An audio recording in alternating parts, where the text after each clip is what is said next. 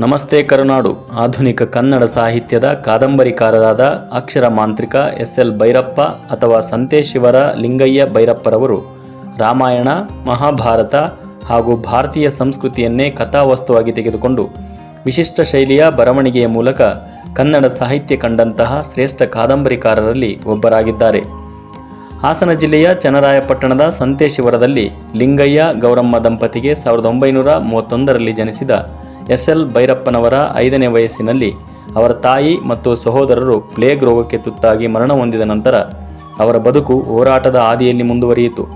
ವಿದ್ಯಾಭ್ಯಾಸದ ಬಗ್ಗೆ ಅಪಾರ ಆಸಕ್ತಿ ಹೊಂದಿದ್ದ ಭೈರಪ್ಪನವರು ಪ್ರಾಥಮಿಕ ಶಿಕ್ಷಣವನ್ನು ಹುಟ್ಟೂರಿನಲ್ಲಿ ಮುಗಿಸಿ ಉನ್ನತ ಶಿಕ್ಷಣಕ್ಕಾಗಿ ಮೈಸೂರಿಗೆ ತೆರಳಿದರು.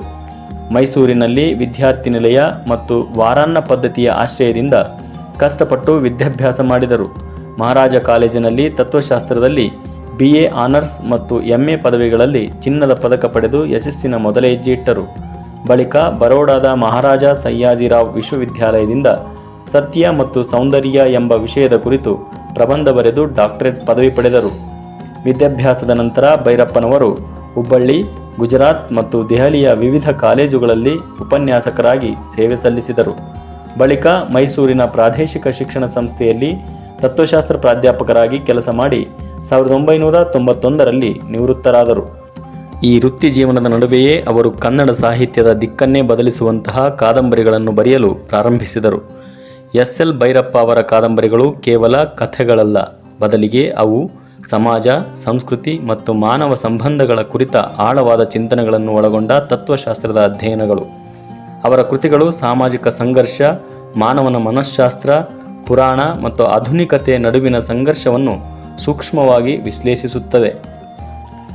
ಕೌಟುಂಬಿಕ ಸಂಬಂಧ, ಮೌಲ್ಯಗಳು ಮತ್ತು ಸಂಪ್ರದಾಯಗಳ ಕುರಿತಾದ ವಂಶವೃಕ್ಷ ಕಾದಂಬರಿ ಭಾರತೀಯ ಪರಂಪರೆ ಮತ್ತು ಆಧುನಿಕತೆಯ ನಡುವಿನ ತಾತ್ವಿಕ ಸಂಘರ್ಷವನ್ನು ವಿವರಿಸುತ್ತದೆ.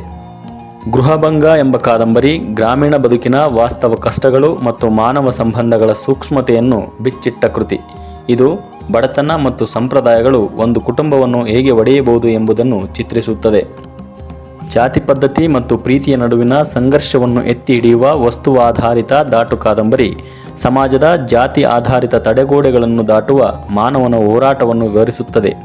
ಮಹಾಭಾರತದ ಕಥೆಯನ್ನು ವೈಜ್ಞಾನಿಕ ಮತ್ತು ಮಾನವೀಯ ದೃಷ್ಟಿಕೋನದಿಂದ ಮರು ವಿಶ್ಲೇಷಿಸಿದ ಪರ್ವ ಕಾದಂಬರಿ ಒಂದು ಮಹಾನ್ ಕೃತಿ. ಇದು ಪೌರಾಣಿಕ ಪಾತ್ರಗಳನ್ನು ಮಾನವ ಸಹಜ ದೋಷಗಳೊಂದಿಗೆ ಚಿತ್ರಿಸಿ ಅವುಗಳ ನೈಜತೆಯನ್ನು ಅನಾವರಣಗೊಳಿಸುತ್ತದೆ. ಭಾರತೀಯ ಇತಿಹಾಸದ ಕೆಲವು ಸೂಕ್ಷ್ಮ ವಿಷಯಗಳ ಕುರಿತು ತೀವ್ರ ಚರ್ಚೆಗೆ ಕಾರಣವಾದ ಆವರಣ ಕಾದಂಬರಿ ಇತಿಹಾಸದ ಪ್ರಸ್ತುತತೆ ಮತ್ತು ಅದರ ಮೇಲಾಗುವ ಪ್ರಭಾವದ ಬಗ್ಗೆ ಪ್ರಶ್ನೆಗಳನ್ನು ಹುಟ್ಟುಹಾಕುತ್ತದೆ.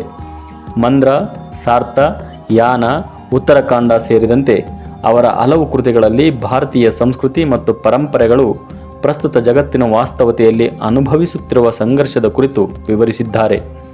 ಅವರ ಆತ್ಮಕಥೆಯಾದ ಭಿತ್ತಿ ಅವರ ಕಷ್ಟದ ಬದುಕು ಮತ್ತು ಸಾಹಿತ್ಯದ ಹಾದಿಯನ್ನು ಅನಾವರಣಗೊಳಿಸುತ್ತದೆ.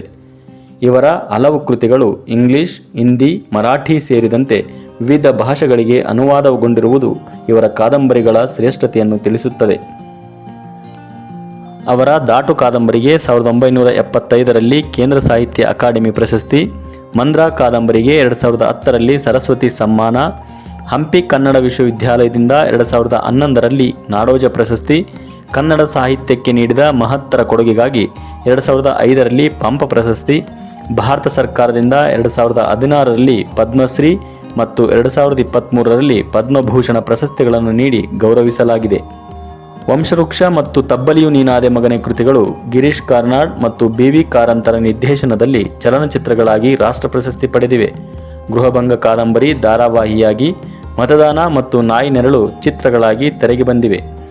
ಕನ್ನಡ ಸಾಹಿತ್ಯ ಲೋಕದಲ್ಲಿ ಭೈರಪ್ಪನವರು ಸೃಷ್ಟಿಸಿದ ಓದುಗ ವರ್ಗ ಬಹುದೊಡ್ಡದು.